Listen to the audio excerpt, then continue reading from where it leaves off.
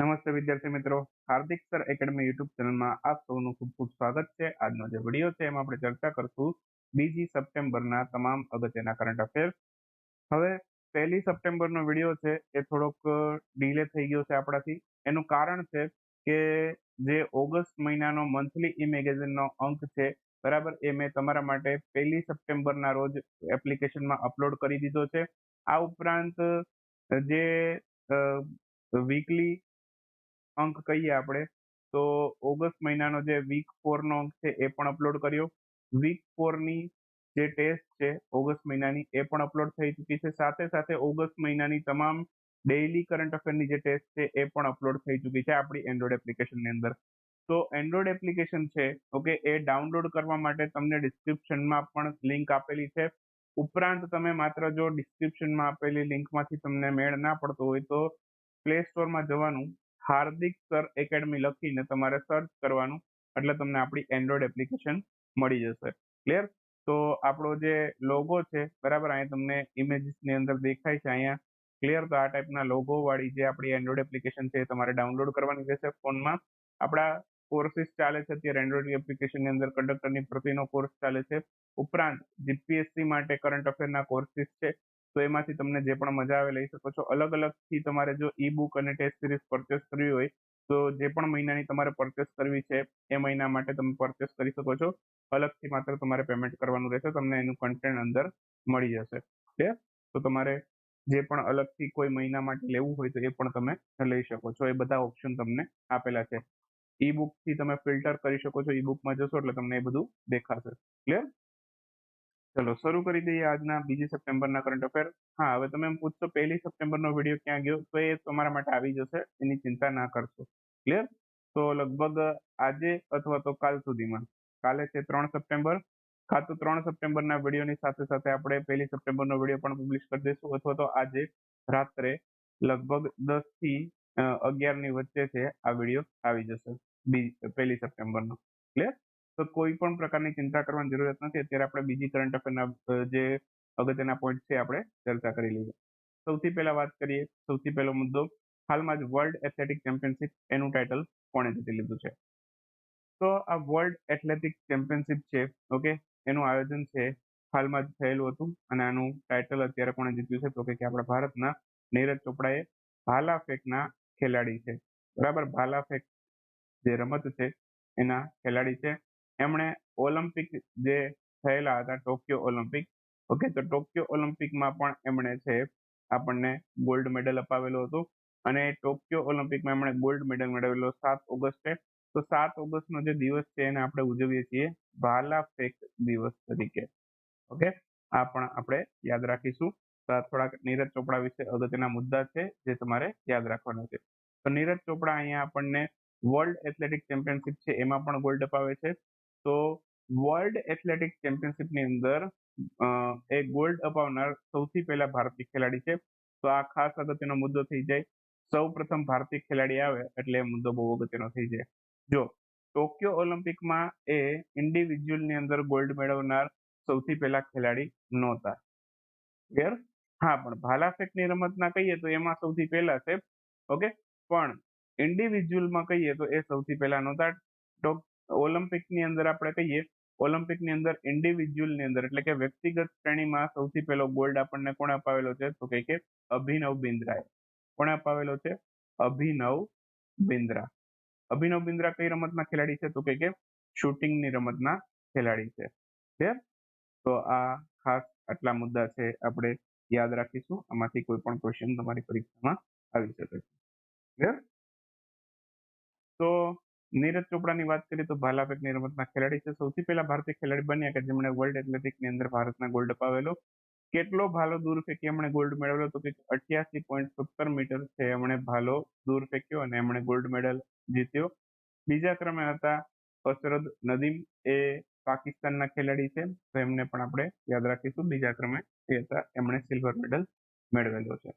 બાકી Neeraj ચોપડાએ Asian games જે 2018ના થયેલા હતા એમાં ગોલ્ડ અપાવેલો, કોમનવેલ્થ ગેમ્સ 2018ના એમાં પણ ગોલ્ડ મેડલ અપાવેલો, અને ટોક્યો ઓલિમ્પિકની અંદર પણ ભારતને ગોલ્ડ મેડલ અપાવેલો। તો ભાલા ફેંકના ખૂબ દિગ્ગજ ખેલાડી છે નીરજ ચોપડા। ઓકે, તો એમના વિશે આપણે થોડું યાદ રાખીશું. ચલો એના પછીનો ક્વેશ્ચન છે, હાલમાં જ ઇમર્સન મનગાગવા એ કયા દેશના નવા રાષ્ટ્રપતિ બન્યા છે? તો ઇમર્સન મનગાગવા છે હાલમાં જ એક દેશના નવા રાષ્ટ્રપતિ બન્યા છે. ઓકે, અને તે એ દેશના રાષ્ટ્રપતિ તરીકે બીજી વખત ચૂંટાઈ આવ્યા છે. તો એ કયા દેશના નવા રાષ્ટ્રપતિ બન્યા છે? એ બન્યા છે ઝિમ્બાબ્વેના નવા રાષ્ટ્રપતિ બન્યા છે. તો આન્સર આવશે ઓપ્શન એ. તો હાલમાં ઝિમ્બાબ્વેના નવા રાષ્ટ્રપતિ તરીકે ઇમર્સન મનગાગવા છે એ ચૂંટાઈ આવ્યા છે. બીજી વખત ઝિમ્બાબ્વેના રાષ્ટ્રપતિ બન્યા છે. ક્લિયર? અને એમણે કોને પરાજય આપ્યો? તો કે નેલ્સન ચમિસા એમણે પરાજય આપ્યો છે. તો અહીંયા ઝિમ્બાબ્વે વિશે આપણે થોડાક બે મુદ્દા યાદ રાખશું. જેમ કે ઝિમ્બાબ્વે છે એની રાજધાની શું છે? તો કે હરારે ઝિમ્બાબ્વેની રાજધાની છે. અને ત્યાંનું ચલણ શું છે? જો ઝિમ્બાબ્વે આમ કહીએ તો સાઉથ આફ્રિકાની અંદરનો આવેલો એક દેશ કહેવાય, પણ સાઉથ એક આફ્રિકાના જે સાઉથ રિજિયન કહીએ તો એનો એક દેશ છે. ક્લિયર? સાઉથ આફ્રિકા તો એક પોતે જ અલગ દેશ છે, પણ આફ્રિકા છે એના સધન પાર્ટનો એક દેશ છે ઝિમ્બાબ્વે. ક્લિયર? તો અહીંયા એનું ચલણ શું છે? એનું ચલણ છે એ અમેરિકી ડોલર છે. બરાબર, અમેરિકી ડોલર છે એનું ચલણ છે, એ પણ આપણે યાદ રાખીશું. ઝિમ્બાબ્વેનું ચલણ એટલે ધ્યાન રાખજો, ઝિમ્બાબ્વેના ચલણમાં કઈ આફ્રિકા બાફ્રિકા વાળું કઈ આપેલું હોય તો એ ભૂલમાં ના ટીક માર્ક થઈ જાય. ચલો, હાલમાં જ કયા દેશ દ્વારા કર્ણાટક કલ્ચર ફેસ્ટિવલનું આયોજન કરવામાં આવેલું હતું? તો ધ્યાન રાખજો, કર્ણાટક કલ્ચર ફેસ્ટિવલ જોઈને આપણે અહીંયા ભારત લખવાનું મન થાય પણ નહીં લખવાનું. આનો આન્સર આવશે શ્રીલંકા. ઓપ્શન સી આપણો આન્સર થશે. હાલમાં જ કર્ણાટક કલ્ચર ફેસ્ટિવલ છે, ઓકે, એનું આયોજન છે બરાબર એ શ્રીલંકાની અંદર કરવામાં આવેલું છે. તો આ શ્રીલંકાની અંદર આ ફેસ્ટિવલનું આયોજન થયું છે. શ્રીલંકાની અંદર બીજો પણ એક ખાસ તહેવાર ઉજવાય છે, ઓકે, આ સમયગાળા દરમિયાન, કેન્ડી એસાલા બેરાહેરા. ઓકે, તો આ જે તહેવાર છે, ઓકે, ત્યાં ધ ફેસ્ટિવલ ઓફ ટૂથ તરીકે પણ ઓળખવામાં આવે છે. ઓકે, અને જુલાઈ થી ઓગસ્ટ દરમિયાન આ ફેસ્ટિવલ આવતો હોય છે. આ વખતે ઓગસ્ટમાં આવેલો છે. ઓકે, તો આ ફેસ્ટિવલ છે કુલ 10 દિવસ માટે ચાલે છે. કેટલા દિવસ માટે? 10 દિવસ માટે. તે દરમિયાન આ કર્ણાટકની અંદર છે કર્ણાટક કલ્ચરલ ફેસ્ટિવલનું આયોજન કરવામાં આવેલું હતું. ઓકે, અને કોણે કર્યું? તો કે international cultural council of India દ્વારા આયોજન કરવામાં આવેલું છે. ઓકે, અને બાકી વાત કરું તો કર્ણાટકની અંદર છે એક સ્વામી વિવેકાનંદ કલ્ચરલ સેન્ટર પણ આવેલું છે, જે શ્રીલંકાના કોલંબોમાં 1998માં સ્થપાયેલું હતું. અગાઉ છે આ ઇન્ડિયન કલ્ચરલ સેન્ટરના નામથી ઓળખાતું હતું, તો એ પણ આપણે યાદ રાખીશું. હાલમાં જ ભારતમાં કયા મંત્રાલય દ્વારા છે પ્રોજેક્ટ અંબેર લોન્ચ કરવામાં આવ્યો છે? આ પ્રોજેક્ટ અંબેરને ખાસ યાદ રાખશો. અહીંથી એક ક્વેશ્ચન છે તમારો જીપીએસસી ની અંદર હશે. એક એમસીક્યુ તો 100% પ્રોજેક્ટ અંબેરમાંથી આવશે જ, કેમ કે આ કયા મંત્રાલયની પહેલ છે? તો કે કૌશલ વિકાસ અને ઉદ્યમિતા મંત્રાલયની પહેલ છે. તો આન્સર આવશે કૌશલ વિકાસ ઉદ્યમિતા મંત્રાલય. તો પ્રોજેક્ટ અંબર છે એમના દ્વારા લોન્ચ કરવામાં આવ્યો છે. અહીં તમે જોઈ શકો છો પ્રોજેક્ટ અંબર છે, ઓકે, એ કૌશલ વિકાસ ઉદ્યમિતા મંત્રાલય છે એમણે લોન્ચ કર્યો છે. ઓકે, તો શું છે આની ખાસિયત એ જોઈ લઈએ. તો આ છે આ પ્રોજેક્ટ છે એ મહિલાઓ છે એને ટ્રેનિંગ આપશે. કોને ટ્રેનિંગ આપશે? તો કે મહિલાઓ, વુમન્સ છે એને ટ્રેનિંગ આપશે અને સ્કિલ ડેવલપમેન્ટના કાર્ય કરશે મહિલાઓ માટે. તો એ કૌશલ વિકાસ મંત્રાલય એકલું કરી લેશે? તો કે ના, એમણે બે કંપની આરે ટાઈઅપ કર્યું છે આ માટે. એક તો છે જનરેશન ઇન્ડિયા ફાઉન્ડેશન એટલે કે જીઆઈએફ, અને બીજું છે એમેઝોન વેબ ઇન્ડિયા. આ બંને સાથે મળીને કૌશલ વિકાસના કાર્ય કરશે. અને આનું પૂરું નામ પરીક્ષામાં પૂછે તો amber better employment and accelerated mission for retention. તો આ એનું પૂરું નામ છે અંબેરનું, એ પણ તમે યાદ રાખશો. અને બાકી કૌશલ વિકાસ ઉદ્યમિતા મંત્રી પૂછી શકે તમે તો એ અત્યારે કોણ છે? ધર્મેન્દ્ર પ્રધાન. એક પણ વખત ડિસ્કસ નથી કરી એટલે અહીં તમને કહું છું. બાકી મોસ્ટલી અમુક ઘણા બધા મંત્રાલયને તો આપણે ડિસ્કસ કરતા રહેતા હોઈએ છીએ જ્યારે ચર્ચામાં હોય ત્યારે. હાલમાં જ સોનાલી ઘોષ એમને કયા નેશનલ પાર્કના સૌથી પહેલા મહિલા ડાયરેક્ટર બનાવવામાં આવેલા છે? સૌથી પહેલા મહિલા, બરાબર, આ 100% પૂછાશે. ઓકે, તો આ પ્રશ્ન છે અહીંયા હું 3 સ્ટાર આપું છું. એકાદો ક્વેશ્ચન આમાંથી આવી શકે, જીપીએસસી માં પણ આવી શકે, અને બાકી બીજી જે પરીક્ષાઓ આવવાની છે કંડક્ટર અથવા તો બીએમસી જુનિયર ક્લાર્ક, તો એમાં પણ આ ક્વેશ્ચન હોવાની સંભાવના છે. તો અહીંયા સૌ પ્રથમ મહિલા ડાયરેક્ટર બન્યા છે, ઓકે, એ કોણ બન્યા છે? તો કયા કોણ બન્યા એ તો આપી દીધું છે, સોનાલી ઘોષ. કયા નેશનલ પાર્કના બન્યા છે, તો એ કાજીરંગા નેશનલ પાર્કના બન્યા છે, જે આસામ રાજ્યમાં આવેલો છે. તો અહીંયા કાજીરંગા નેશનલ પાર્કની અંદર છે સોનાલી ઘોષ છે એ સૌથી પહેલા મહિલા ડાયરેક્ટર બન્યા છે. તો કાજીરંગા નેશનલ પાર્ક વિશે થોડુંક યાદ રાખી લઈએ. એને નેશનલ પાર્કનો દરજ્જો ક્યારે મળ્યો સાહેબ? તો કે એને નેશનલ પાર્કનો દરજ્જો મળ્યો 1974માં. ટાઈગર રિઝર્વ ક્યારે બન્યો? ટાઈગર રિઝર્વ બન્યો તો ક્યારે? તો કે 2007માં. ઓકે. અને કાજીરંગા નેશનલ પાર્ક છે એ વર્લ્ડ હેરિટેજ સાઇટ પણ છે. તો વર્લ્ડ હેરિટેજ સાઇટનો દરજ્જો ક્યારે મળ્યો? તો કે 1985માં. તો 3 વર્ષ આમાંથી કાજીરંગા નેશનલ પાર્કમાંથી યાદ રાખવાનું છે. 1974માં એ નેશનલ પાર્ક બન્યો, 2007માં ટાઈગર રિઝર્વ બન્યો અને 1985ની અંદર છે એને વર્લ્ડ હેરિટેજ સાઇટનો દરજ્જો આપવામાં આવેલો છે. ક્લિયર? તો આટલા પોઈન્ટ છે આમાંથી તમારે ખાસ યાદ રાખવાના છે. આમાંથી કોઈ પણ ક્વેશ્ચન આવી શકે છે. બીજું શેના માટે પ્રખ્યાત છે કાજીરંગા નેશનલ પાર્ક? તો કે એક સિંગી ગેંડા માટે પ્રખ્યાત છે. અને કયા રાજ્યમાં આવેલું છે એવું પૂછે તો આસામ રાજ્યની અંદર આવેલું છે. તો આમાંથી જો તમારા ક્વેશ્ચન આવશે તો એટલામાંથી આવી જશે. બાકી એક આમનું નામ યાદ રાખી લેજો, સોનાલી ઘોષ એ સૌથી પહેલા મહિલા ડાયરેક્ટર બની ગયા છે. ક્લિયર? ચલો, હાલમાં જ કયા રાજ્યની સરકાર દ્વારા ઘન કચરો છે એના વ્યવસ્થાપન અને સ્વચ્છતાને પ્રોત્સાહન આપવા માટે મોદી નામનું સ્વચ્છ જિલ્લા રેન્કિંગ અભિયાન શરૂ કરવામાં આવ્યું છે? સ્વચ્છ જિલ્લા રેન્કિંગ આપે અથવા તો સ્વચ્છ જિલ્લા એવોર્ડ આપે. અહીંયા સ્વચ્છ જિલ્લા રેન્કિંગની જગ્યાએ સ્વચ્છ જિલ્લા એવોર્ડ પણ આપી શકે છે શબ્દ તમને. તો બે વસ્તુ સેમ જ છે. ક્લિયર? જે પેલો બીજો ત્રીજો ક્રમ આવશે એને એવોર્ડ આપશે સાથે સાથે. ક્લિયર? તો અહીંયા મોદી નામનું એક સ્વચ્છ જિલ્લા રેન્કિંગ અભિયાન શરૂ કર્યું છે. આ કોણે શરૂ કર્યું છે? આ એકચ્યુઅલમાં કયા રાજ્યની સરકારે શરૂ કર્યું છે એવું પૂછ્યું છે. તો અહીંયા આપણે ઓપ્શન ફેરવી નાખીએ, ચેન્જ કરી લઈએ. જેમ કે અહીંયા કેરળ કરીએ, તમિલનાડુ કરીએ, ઓકે, ગોવા કરીએ અને આસામ કરીએ. ક્લિયર? આમાંથી આન્સર શું હશે? આપણો આન્સર થશે ઓપ્શન ડી, આસામ. તો આસામ રાજ્યની સરકાર દ્વારા છે આ કરવામાં આવ્યું છે. ઓકે, ઘન કચરા વ્યવસ્થાપન છે એને પ્રોત્સાહન આપવા માટે મોદી નામનું છે સ્વચ્છતા અભિયાન છે શરૂ કરવામાં આવેલું છે. તો આન્સર આવશે આસામ. ઓકે. તો અહીંયા સ્વચ્છતાને પ્રોત્સાહન આપવા માટે મોદીનું પૂરું નામ પણ છે અહીંયા. તો મોદીનું પૂરું નામ શું છે? તો કે મોસ્ટ આઉટસ્ટેન્ડિંગ ડિસ્ટ્રિક્ટ ઇનિશિયેટિવ. તો એનું પૂરું નામ છે મોદીનું. આ જિલ્લા માટેની રેન્કિંગ માટેનું એક અભિયાન શરૂ કરવામાં આવ્યું છે. કોણે શરૂ કર્યું? તો કે આસામ રાજ્યની સરકારે. ઓકે. આ માટે કેટલા પેરામીટરને ધ્યાનમાં લેવામાં આવશે? તો કે 108 પેરામીટર છે એ નક્કી કરવામાં આવે છે સ્વચ્છતાની રેન્કિંગ આપવા માટે. દરેક જિલ્લામાં 108 પેરામીટર છે એનો સર્વે કરવામાં આવશે, એના ઉપરથી રેન્કિંગ આપવામાં આવશે. અને બાકી બીજું પણ ઘણી ડેવલપમેન્ટ થઈ છે આસામમાં. હમણાં 100મી બેઠક છે આસામમાં ગુવાહાટીમાં થઈ હતી. એ દરમિયાન આસામ રાજ્યની અંદર છે 4 નવા જિલ્લા છે એનું નિર્માણ કરવામાં આવેલું છે. કેટલા નવા જિલ્લા? તો કે 4 નવા જિલ્લાનું નિર્માણ કરવામાં આવ્યું છે. 4 જિલ્લા કયા કે છે? એક તો છે હોજાઈ, પછી છે વિશ્વનાથ, તામુલપુર અને એક છે બાજલી. જો બીજુલી નથી, બાજલી છે, ધ્યાન રાખજો. તો આ ખાસ ધ્યાન રાખજો. તો આ આટલા 4 જિલ્લા છે એ આસામ રાજ્યની અંદર નવા બન્યા છે. એને યાદ રાખશું. 2000 નવા સીસીટીવી બનવાના છે આસામ રાજ્યની અંદર. બનવાના એટલે કે લગાડવાના છે. બાકી આસામ રાજ્યની સરકારે છે ઇલેક્ટ્રોનિક સેમિકન્ડક્ટર પોલિસી પણ શરૂ કરી છે 2023માં.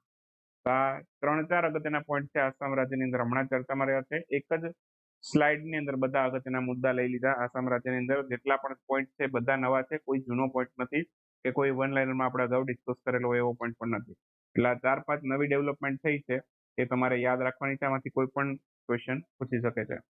ઇન્ટરનેશનલ વેલ શાર્ક ડે છે, આની ઉજવણી ક્યારે કરવામાં આવેલી છે? તો હાલમાં જ ઇન્ટરનેશનલ વેલ શાર્ક ડે છે, ઓકે, આની ઉજવણી હમણાં જ કરવામાં આવેલી હતી. આ ક્યારે થઈ? તો કે 30 ઓગસ્ટના રોજ આની ઉજવણી કરવામાં આવેલી હતી. હાલમાં જ ઇન્ટરનેશનલ વેલ શાર્ક ડે છે 30 ઓગસ્ટના રોજ ઉજવવામાં આવેલો હતો. વેલ છે, ઓકે, એ પૃથ્વી ઉપર સૌથી વધુ જીવી શકતું અને સૌથી મોટું પ્રાણી છે, બરાબર, એ વેલ છે, જેને આપણે શાર્ક પણ કહીએ છીએ. તો એ મેક્સિમમ 70 વર્ષ સુધી જીવી શકે છે. અને અત્યાર સુધી પૃથ્વીમાં જે સૌથી મોટી વેલ નોંધાઈ છે, ઓકે, એ 16.5 ફૂટ છે એ લાંબી છે અને 2.5 મીટર છે એ પહોળી છે. તો આ ખાસ આટલા પોઈન્ટ છે, આમાંથી યાદ રાખવું વેલમાં આટલી માટે.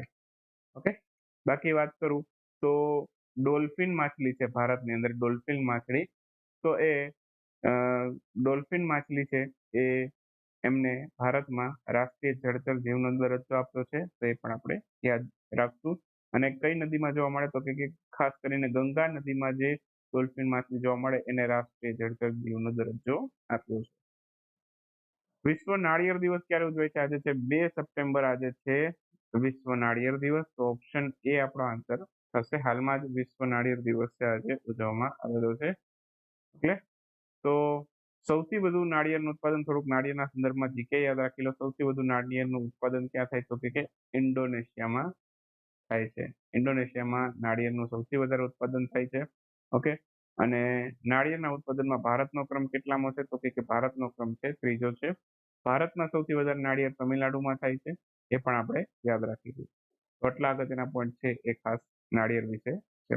થોડાક લગભગ આજના વિડીયોમાં હું 8 થી 10 વન લાઇનર કરાવીશ, તો એ તમારે યાદ રાખવાના છે.